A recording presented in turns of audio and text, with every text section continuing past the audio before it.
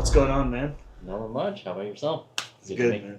You too. Good to see you. It is. What's going on, everyone? Today we got a good friend of mine, Calby Ng, that's joining us here today. And for anyone coming from Calby's audience, I want to say hi to you guys first. And in this video, what's going to happen is we may know Calby as one of the masters behind everything credit cards and points and miles and optimization and all the things to get that max value as we all love. But in this video, we're going to get that true instance of kind of how did Calby come to be from the origin to where we are today, and just that overall story, everything behind it. So, dude, thanks for coming on, man. Yeah, thanks for doing this. Me, man. It's gonna be a good time, dude. I'm excited, dude. Oh yeah. So starting us off, man. So go for it. Who is Calby? If I just never heard of you, don't know you in general. Well, I guess mostly I am a credit card YouTuber. I do some travel. Apparently, I'm known for the God trifecta and the built situation, which is kind of interesting, where you would go back in time and put all your transactions on the first day, so you can get all those double multipliers. Other than that, I think I've been doing a lot more testing out benefits. So the concierge video did pretty well. Just really interesting stuff, I guess. Yeah, no, that's sick. Taking a little deeper dive, like from the beginning of your life, like where are you from, kind of what are your hobbies, what do you like to do outside of everything credit cards before we get back into literally everything credit cards. Early life, I don't really, I feel like I was kind of like the one, did everything, you know what I mean? I guess one of the things that I kind of like to do is like Legos, and I know now it's not even marketed towards kids anymore, right? It's for adults. Gundams, I love that. Like watching anime every so often. There's Attack on Titan, Chainsaw Man, pretty cool stuff. You watch it yourself? Me personally, no, but come on, man. Come on, man. I'll give it a shot though. Yeah.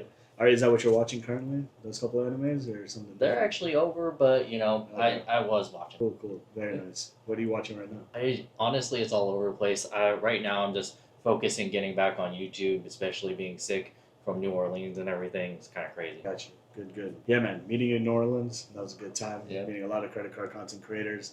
Next year's in Puerto Rico. Yeah. We're not, party. Not next year already by the time we're watching this, but good. I wanted to ask you, let's kick it off with credit cards. All right. What's your favorite credit card? If you could only choose one. It's hard because if you say just one, I think it's a little bit different. Right now, my favorite credit card is the Saver, just because it's a good all-in-one card for no annual fee. You can keep that for a long time, but I feel like if I had to choose just one, one for everything, right? Yeah. I would want one with good lounge access. After holding the Venture X, getting rid of the Platinum, it's just kind of changed my perspective on it because with the American Express Platinum, you get all those lounge access. I was at the airport in Atlanta, and Atlanta is mostly just Delta and everything. And you were with me too. And I was trying to get in that priority pass, freaking 30-minute hour wait, ridiculous. And then when I didn't wait and I wanted to go get some food because I was freaking hungry, I spent almost $30, $40 to get 2 burgers, 2 fries, and just 2 drinks. So of course. I think I really like the American Express Platinum, but so many credits. I think right now the Delta Reserve. I think I like to fly Delta. I think some of the credits are nice, like the hotel credit, the rideshare credit, Resi credit as well, Resi credit, and then the lounges. So I think that's my personally favorite card if I only have one. The Amex Platinum. Oh no, the Delta Reserve. Okay, gotcha. Sorry, I said a lot of stuff. No, it's good. So basically, I would say that's team travel in my eyes. Yeah. Where now the question comes, do you prioritize lounge access or getting, let's say, 5x on each and every purchase period if you could only choose one of those choices? Honestly, I think the lounge access is a little bit more than the multipliers as long as you travel, right? Of course, if I was more of a homebody, I didn't travel at least, I feel like 2, 3, 4 times per year, right? I wouldn't value those benefits and I would get a cashback card like the Saver card, right? But the lounges, the benefits, the hotels, I value that more because multipliers can only get you so much, right? It's mostly you're getting the welcome bonuses, getting all those things, but of course, you're maximizing your credit card setup, not applying for any more cards. Of course, the multipliers are gonna, make up that difference, right? Yeah. But it's only so much. Yeah, that's fair. I put it like, hey, you could spend all the amount and get all the miles, but when you're actually traveling, like in transit, it's not just for yourself. You have other people you're traveling with. It's overall just more comfortable and otherwise. I have an interesting question. Oh no. No. So your favorite card happens to be the Delta Reserve. It's very surprising. Really? That it's not like a Chase Sapphire Reserve, Amex Platinum, Capital and Venture X. So if you were to combine your favorite card with another card, so let's say your ideal duo setup, would it be the Delta Reserve and something else, or two different cards altogether?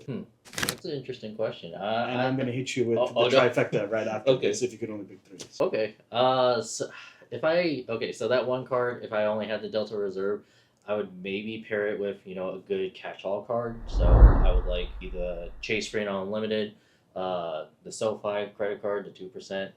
Well, actually, now the U.S. Bank one has the 4% as long as you have some pockets, some deep pockets, right? Yeah. 100,000, 4%. Yeah, I guess that would be kind of my two setup. Just the benefits card and the multipliers card. Makes sense. And so if it's three cards? Three cards, now I think that's a little bit different. I think I might go for a trifecta, so maybe for the Chase one, but not with the Reserve. I personally, I don't think the Reserve, the benefits are there. Like, I get the lounge access. Well, maybe, actually. If I only had three, all right. Yeah. I'm changing my answer. If I only had three and I needed lounge access and I wanted to transfer partners, probably just trifecta. It's a simple setup. Especially with the rotating categories, you can definitely earn back a lot more, and then with the Hyatt transfer partner, it kind of makes up for it. And of course, you're using the lounges. Yeah, no, it makes sense. You actually bring up an interesting point when you say Chase and then combining with an Amex card versus like picking two or three cards from the same issue. If you could only have one option or the other. So in your account, and this is the context is like Chase points can be cashed out at 1 penny a point. Right. So my assumption is like they're Chase points, but you can also have like these and Amex points. My question to you, last time when I asked this on a different like iteration of this with Anthony Venture, shout out to him. He's closer to us than folks actually know. I'm just gonna pan to him really quick, okay? Anthony, you want to say hi? Are you in frame? Yeah. I think so. Okay. Hello, everyone.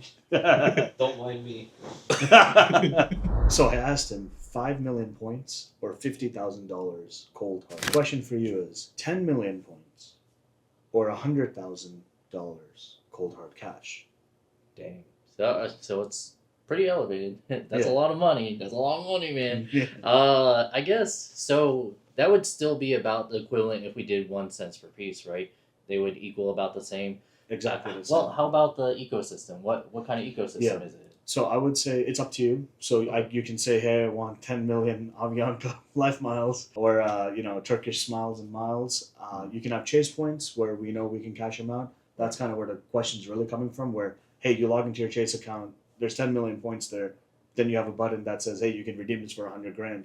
That's where the context for this question comes from. So it's up to you. You can choose a bunch of Amex, points. You can literally do anything you want. Now, if it was a lower amount, like, you said 10,000 points, nothing too crazy, I would be like, oh yeah, I would take Amex points or whatever. But I think for such a high amount, I would actually choose Chase because, like we were talking about, the 1 cent per point, that's like a lot of cash. So with a lot of capital, you can put it in the stock market, you can put it into things, make even more money from it. And yes, you can transfer it out. So if you got it in Chase points, you can transfer out to, well, probably not Southwest because it's kind of like, but there's United, there's Hyatt, and you can increase that value.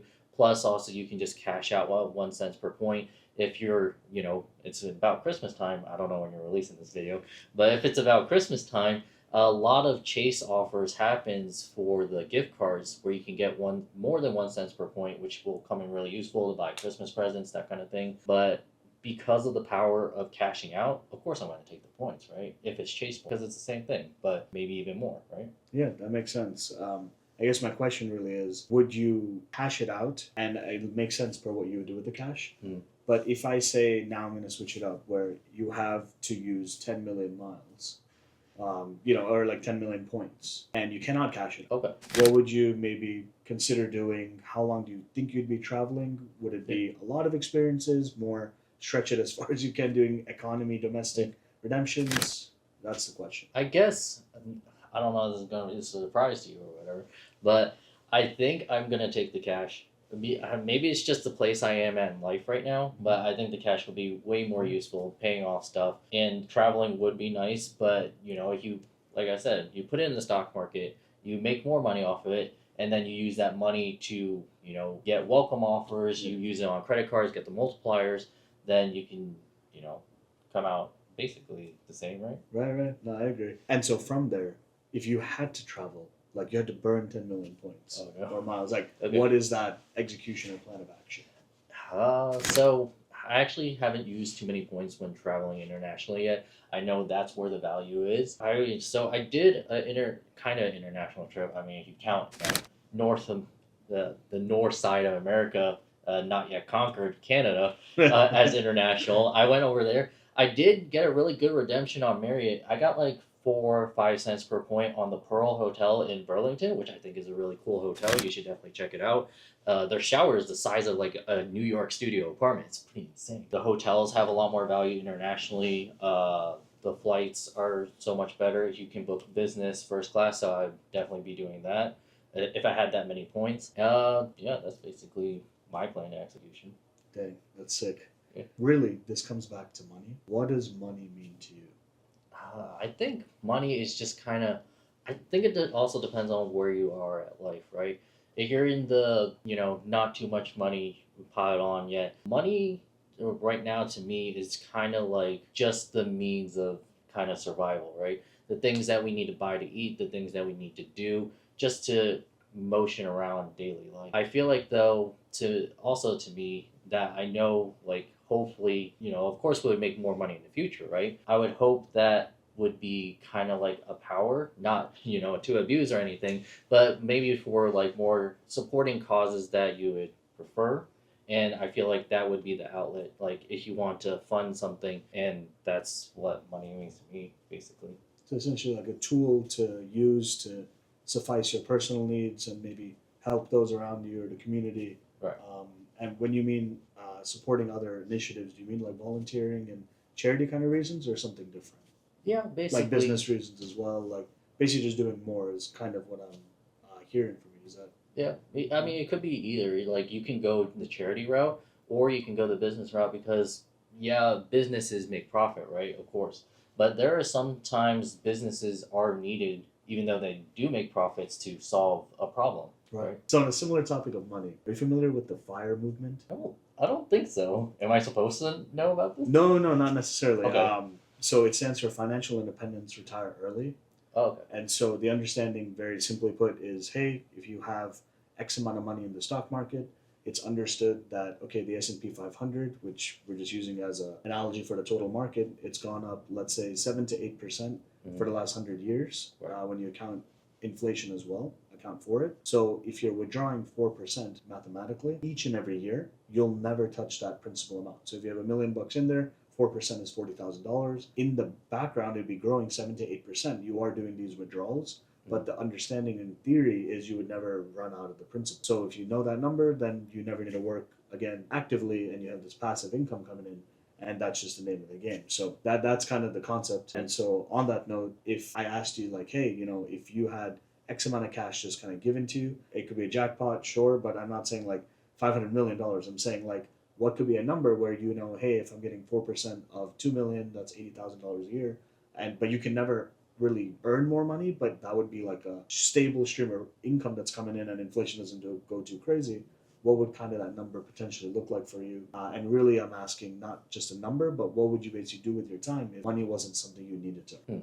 Okay. Yeah. So it actually goes back to your question about 100,000 or 10 million points. Mhm. Sorry, I forgot the number. Yeah, 100,000 that's cash. exactly it there, yeah. That's what I was kind of alluding to. Like, if I had that much cash, I would put it in the stock market, try to earn on that return and live off of it. Of course, I know $100,000 sounds like a lot of money, but it really isn't in the grand scheme of things. But yeah, I think that's kind of what my goal is. I would like to do that. What I would do with my time, honestly, I would do more YouTube. I would love to not worry too much about the editing because that takes a lot of time. Definitely would like to do a lot more travel, post a lot more videos, maybe even go to other spaces. But I think my kind of calling is in the credit card travel niche. Yeah. So that calling, that thirst, that hunger, right? That starvation to do more. Where does that come from for you? Like, is it intrigue?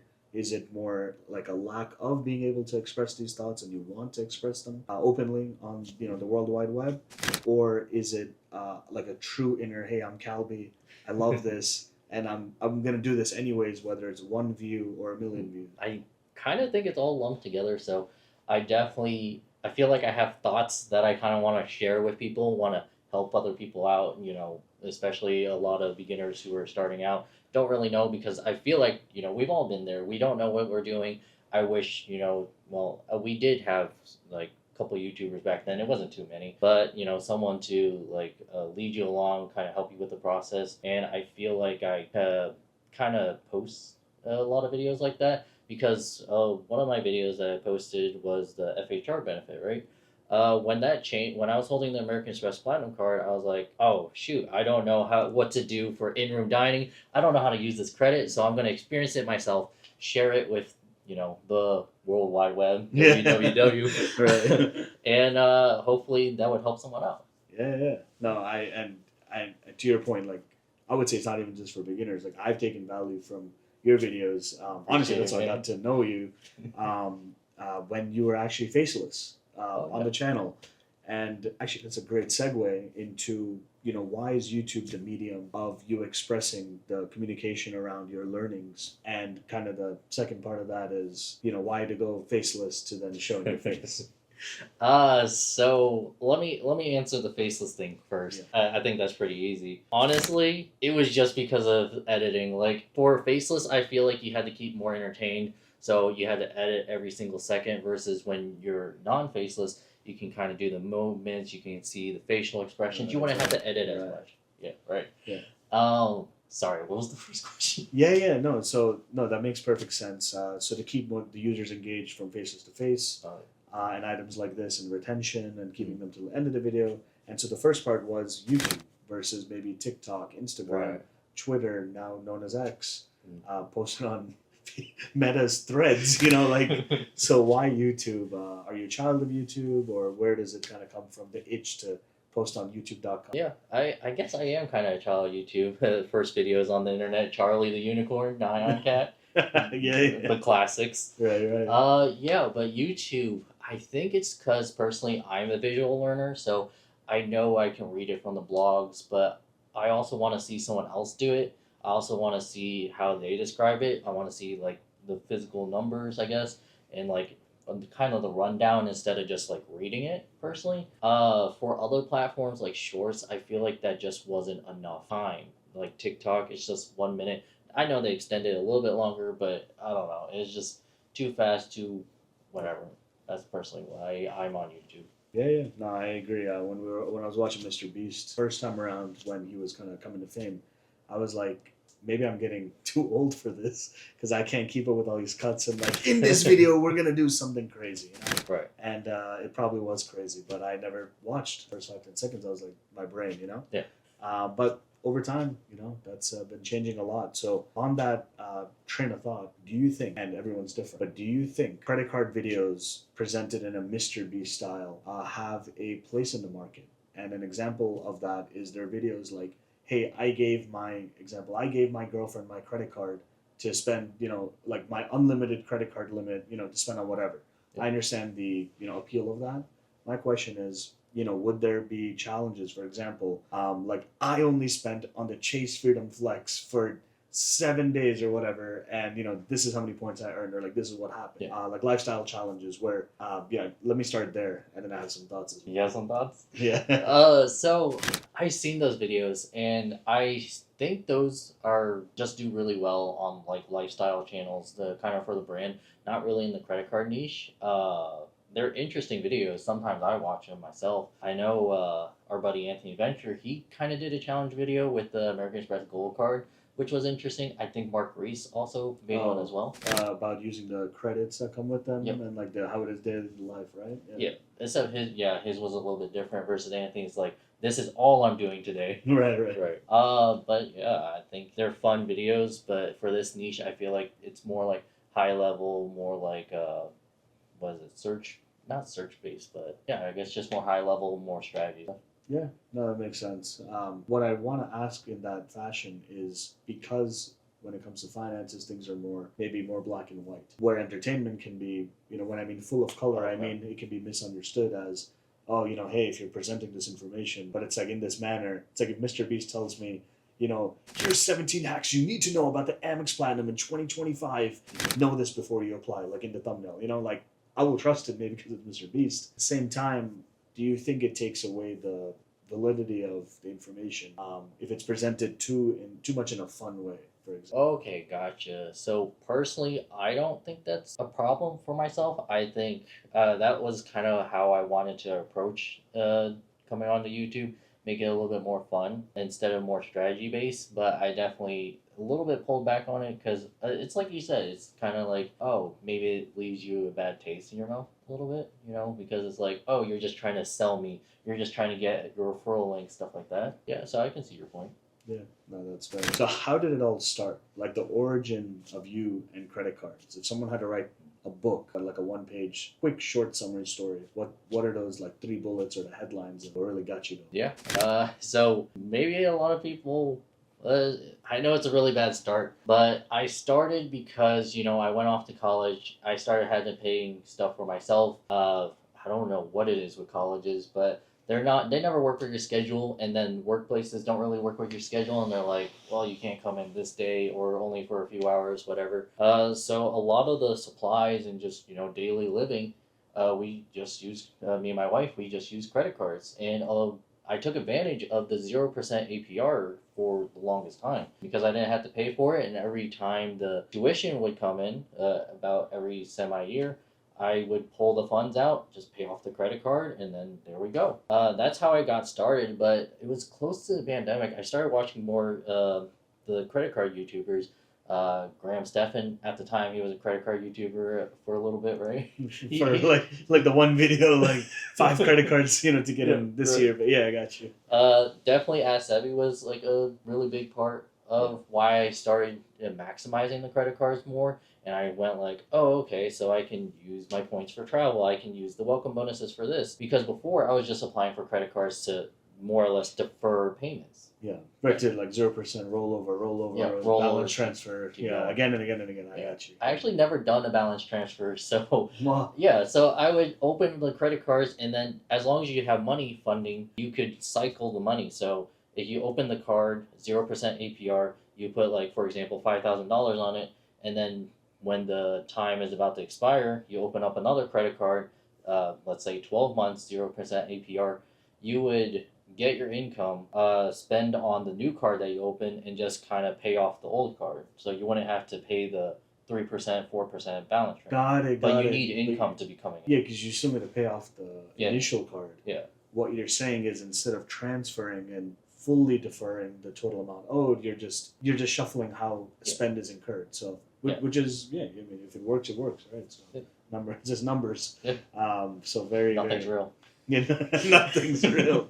Oh man, if we start opening this can of worms. I got the can opener. Oh man, you want to open it? No. I mean, if you want to. You want to. Let's just take a quick peek. This is your channel. I want to talk about this with you. So we'll take a quick peek if you don't mind. Yeah, sure. Credit isn't real. Money isn't real. What are your thoughts about this in the sense of how we teach folks from a young age that this is so real that not to be negative or dark, so this disclaimer, but people take it so seriously they may change their whole life or existence, if you see where I'm kind of getting to, if they owe a little too much and think it's never possible. So with that understanding, if it's fake and real, do you think it's the system and education where that should change from the beginning, or is it correct so people treat it very disciplined that hey, it's a tool, but don't abuse the tool or don't overuse the tool if you don't have it, aka get into debt? Like, what are your kind of just thoughts? I just want to take a peek and then we'll move on to more credit card focused content. I think it actually hit me when I was about 20 years old, and I'm just like, before, I believe it was Reagan, it was like between the 1970s, the US dollar used to be 1-to-1 with gold, so it had to be exact. If you wanted to turn in that $1, you would get, your value of gold. But now with, kind of money being imaginary, It's just kind of set to whatever. I think that's where you get a lot of people lost, is that they don't realize that your dollar isn't always worth the dollar. There's inflation, and when you trade it into other markets like the European market, and especially the yen right now is pretty cheap. Yeah. You know, it's not, you know, a dollar isn't a dollar, you know? Yeah. So what I'm hearing is we know maybe, a dollar's not a dollar, but are you saying that people like they just don't treat money with respect is kind of what I'm hearing? I by chance? guess, but it's just more or less like don't freak out too much, you know. Because you know a lot of people just hoard cash, and I really hate to see people hoarding cash like under the bed. Because yeah, you have cash there. Maybe you have like $50,000, but you know, especially with grocery inflation, what's that 50,000 going to be worth in like 10 years, right? So you don't always want to say, oh, I have $50,000. That's where the kind of like money is imaginary part. Of course, I'm not super full in like, oh, money is like worthless or anything like that. I mean, it could be one day, but I think it's kind of like a set of rules that you have to. So it's like you were saying, like follow the rules, don't go into debt, that kind of stuff. If you want to live in our society. That's a very good point. That ending phrase, living in this society if you want. That's a really good way to put it. And that's the same reason they don't let you fly, to my understanding, more than $10,000 cash, like, with the TSA. Right. Right. Or in general, because it's like a flight risk, or like, oh, you borrow from one country and just leave with a suitcase full of like $300,000 cash or something, right. So my question to you is, you're a smart individual, you're highly intelligent, and with that, Blushing, man. oh man, I want to say a joke, but I'm gonna keep it going. So with this type of mind that you have, like you're like a savant, what other hobbies or businesses or kind of activities that folks that are like just into credit cards, like people watching this far are probably literally into similar things like we are, where are other areas that our expertise makes us successful, or it can be leveraged, where the context is simply put, credit cards may have X amount of value, right? But can we use it to make more money or help ourselves in other ways of life? I'll leave it open ended. I think I kind of understand where you're going for. I mean, there's all the basic ones where it's like, oh yeah, you could do accounting or the math stuff, really. I can fill in some extra info. So, for example, if somebody has issues with money management and they are, they tell themselves the story that, oh my gosh, if I have even one penny of interest in some religions, not to open that book of worms, I don't even know if that's expression, but the point is, interest is not okay in those cultures. Yeah. And so my question to you is, if that could introduce discipline for certain people, I feel that just like having fiscal discipline, you could have, if you work out every day, maybe that's a discipline, which is more shown outwardly, where when it comes to P&L, profit and loss, in society, it's usually not normal to show, oh, here's my checkbook, or here's my debts, or here's my balances, you know what I mean? So I just wanted to ask, like, do you think credit cards, whether it's a discipline way or, just learning about other cultures that exist by traveling more through points and miles, like what are other advantages that people can get by just being involved in the credit card points and miles game, hobby, lifestyle? That's really interesting that you bring up travel, because with points, since you're technically not paying for it, of course I find the biggest cost when using your points is the food that you have to spend over there. Right. But it's so interesting. So I did a lot after ranking up a lot of points and doing all this travel, even just state by state, going to Colorado, going to Wyoming. The cultures are really different there, and I think that's really eye-opening, like different,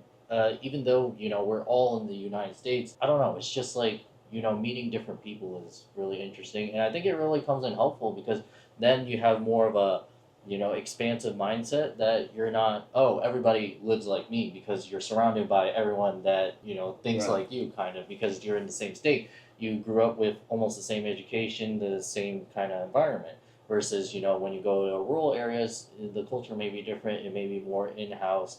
You don't talk to that person, but make sure that you do talk. So it's really different, right? Yeah. And I think that definitely opened my eyes up when doing credit cards and travel. Yeah, no, that makes sense. I feel what I'm taking away from your answer is points and miles allow us to have experiences, which that part may sound obvious, but then what you get really out of those experiences is like, that is the value. So in other words, I've had situations in my life, I'll go to a country where I've gone there multiple times because of points and miles. But on that nth time, so fourth or fifth time, I've caught myself like just scrolling through social media when you realize you're in the center of such a beautiful, city that it's not normal to be there.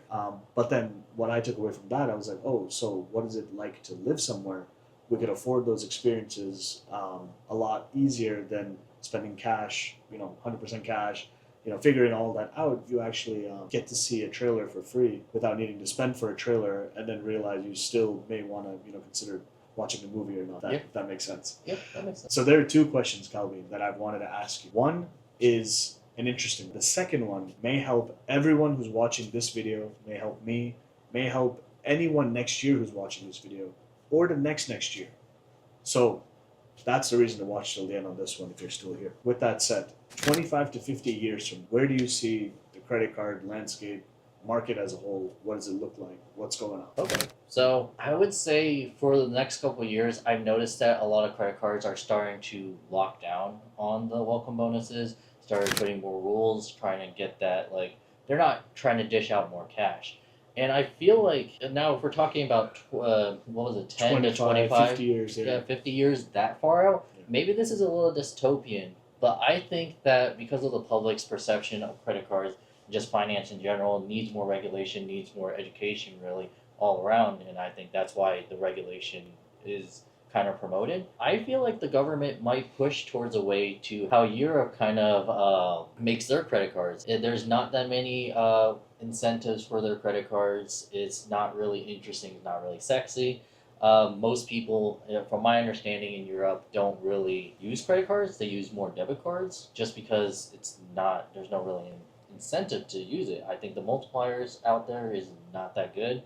The annual fees are kind of high, but the interest rates are like decent, from my understanding. So I think if we go on the trajectory from that, I think because of the public backlash with credit cards, that we might end up there. That makes perfect sense. I agree and don't disagree simultaneously. But the main headline being we have intro bonuses to attract customers, right? User acquisition. At the same time, the intention is they're hopefully getting into debt from a bank perspective. In other words, paying interest, paying payments, late fees, all the nonsense, right? And so in the similar fashion, because we have control of the US dollar, I think that's where we have that option of how purposely negligent, there's a fancy word, it's called how prudent do we want to be? In other words, if we can just print all this money, spend all this money, write it off saying, oh, we screwed up and let's just reset the clock to zero. Or let's just say, oh, this many trillions of dollars, that's okay. This is the new debt we're printing. So what I'm getting at is we keep offering bonus offers internally to our own people. But if they default or otherwise, the offer was still provided. That was money that's circulating in the economy or used to travel or whatever. Right. And so it can become like Europe, definitely.